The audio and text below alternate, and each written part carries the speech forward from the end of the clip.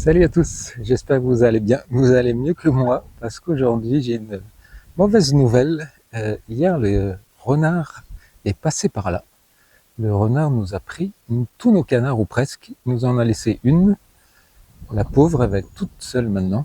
Mais c'est malheureux parce qu'on n'a jamais eu de problème depuis plusieurs années qu'on est ici. Alors que on a pourtant essayé de faire dormir les canards dans le poulailler avec les poules, parce qu'on a une porte automatique qui se ferme et qui s'ouvre le matin et le soir, dans lequel les poules peuvent rentrer, les canards peuvent rentrer aussi parce qu'on leur met à manger des fois, ils rentrent sans problème. Mais on a essayé de les habituer à dormir dedans, mais ils ne veulent rien savoir, ils veulent toujours dormir dehors.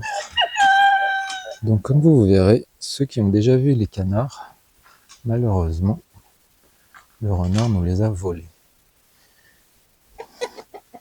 Et il a réussi à faire un trou dans le grillage. On a du grillage à l'arrière qui est un petit peu usagé. Donc il a réussi, sûrement en le mordant, à faire un trou dedans et à passer. Il est venu dans la soirée. On s'en est rendu compte le soir, alors que j'allais vérifier si tout le monde allait bien. Justement, il n'y avait plus de canards. J'ai eu la chance d'avoir quelques œufs que je gardais justement pour des clients justement qui voulaient faire incuber leurs œufs pour faire éclore des canards. Malheureusement, j'ai dû annuler les commandes pour mes clients. Je suis désolé si vous voyez cette vidéo. Je vais garder les œufs et je vais les faire incuber pour essayer d'avoir des canetons, les faire grossir et puis avoir des canards parce que je les aimais beaucoup ces canards. Donc ça fait un peu de peine, mais j'espère avoir de leur descendance. Donc justement, on va faire ça ensemble tout de suite. Regardez bien la vidéo. Voici notre couveuse que je vais utiliser pour mes œufs de canard. Le principe est toujours le même. Le fonctionnement peut être différent d'une marque à l'autre, mais le principe est que c'est une boîte, la couveuse, dans laquelle il y a un élément chauffant avec un ventilateur qui va pulser l'air chaud à travers les œufs pour uniformiser la chaleur partout. Après, en général, vous avez la température et le taux d'humidité. Elle a une fonction de calendrier où on peut régler le nombre de jours qui restent avant l'incubation. Là, je ne l'ai pas réglé, je m'en sers jamais honnêtement. Et ça, c'est le nombre d'heures qui restent avant que les œufs bougent dans les paniers. Je vais vous montrer. Toujours aussi mettre votre couveuse en route une journée à l'avance, le temps que tous les éléments à l'intérieur prennent la bonne température. Donc on voit à l'intérieur l'élément chauffant avec le ventilateur qui va envoyer l'air chaud.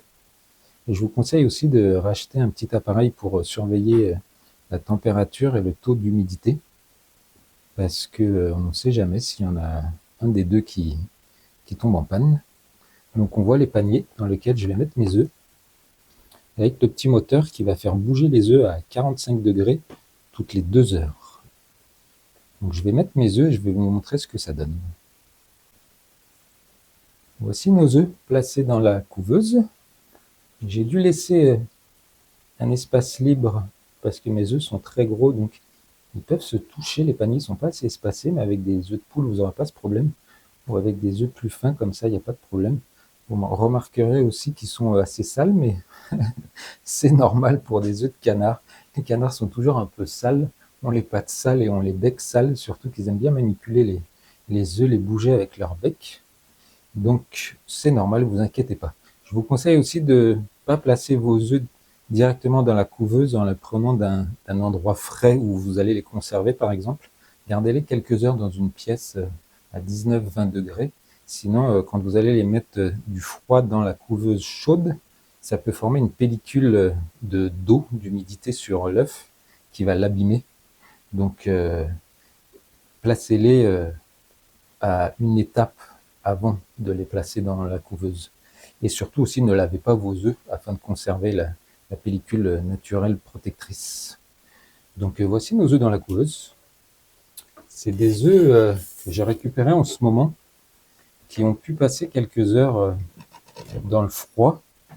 Donc le taux de réussite n'est pas garanti parce que s'il reste quelques heures à moins de 8 degrés, ça peut quand même baisser le taux de réussite. Mais bon, on croise les doigts. Je vous invite à vous inscrire à la chaîne justement pour voir l'évolution de mes œufs. Je vais les mirer d'ici 7 jours aussi pour voir s'il y a un développement dans l'œuf. Donc nous allons remettre la couveuse en route. Donc comme vous voyez, la température et l'humidité a bougé parce qu'on a ouvert le couvercle. Mais moi, je règle toujours la température à 37,5 et le taux d'humidité que j'essaye de garder entre 40 et 55.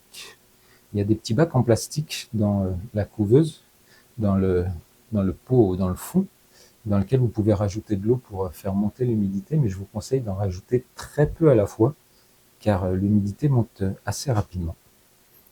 Donc voilà nos œufs incubés. J'espère vous tenir au courant avec des bonnes nouvelles. Merci de m'avoir suivi. À la prochaine.